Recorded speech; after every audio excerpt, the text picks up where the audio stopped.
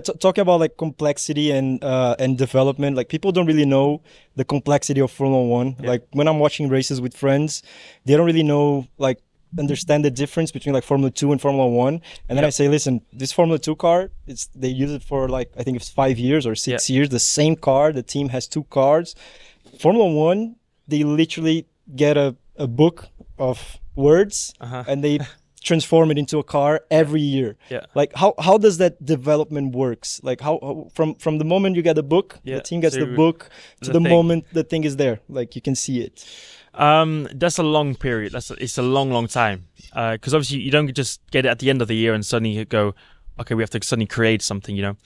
Already for say 2026 is the next regulation change, and there's a lot of changes with the power unit and engine side, but also some things with the car.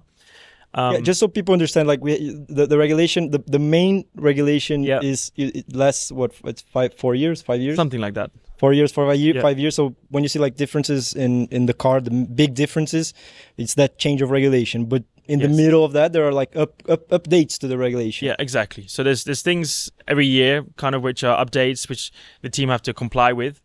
Then every few years, just because of science and development, there's like a safer car that everyone needs to go to, or a more efficient engine that everyone has to go to, and things like that. It's getting windy. Yeah, it's getting windy. São Paulo, welcome to São Paulo, guys. But it takes a lot. It takes years. It's not months.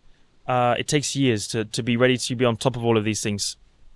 And there's a group of 800 people, but from a lot of different departments that work on all of these things. But They like, go from the drawings. like Formula One or each team, McLaren is around this number. 800. Some people less. Some people maybe more. Like Red Bull, Mercedes, Ferrari, probably more.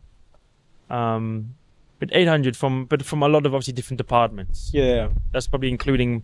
I don't know if that includes marketing or not include marketing and things, but There's a hurricane coming. Technical problems. but there's so many people and so many clever people that, like you said, take literally words of it can't be bigger than this and it has to be like this shape and this and so on, and transforming that into their own idea. And then you have every part of a car, right? So it's not just who can make the best front wing, but the front wing has to perfectly work in harmony with the middle part of the car, the floor, the side pods, the engine cover. Then that has to work perfectly with the rear wing, the rear brake ducts, the rear diffuser. Like everyone works in their own department, but everyone also has to know what everyone's doing and put this together with this together. Like it's such a complicated project. Like a puzzle. It's a puzzle, but everyone But it has works to on be their own connected. thing, but also needs to understand how the puzzle's going to come together. Mhm. And you almost don't really see the puzzle come together until, maybe a month or a few weeks before, when it has to be actually revealed to the world. But like the teams receive like the updates and regulations like mid-season more or less for you to start Sometimes to it can be plan. mid-season. Yeah. It might be suddenly a mid-season because you always want to push the Prepare car development yourself, as much as possible. So sometimes there's like a gray area, Mm-hmm. which you try and push, and then maybe the FIA is like, you have to do it like this, and then everyone has to kind of change it a little bit. But it's tough because Formula One is about development, and it's about teams and innovation and technology. I think that's what makes Formula One so special. It's a world leader in terms of technology and innovation from this department. Yeah.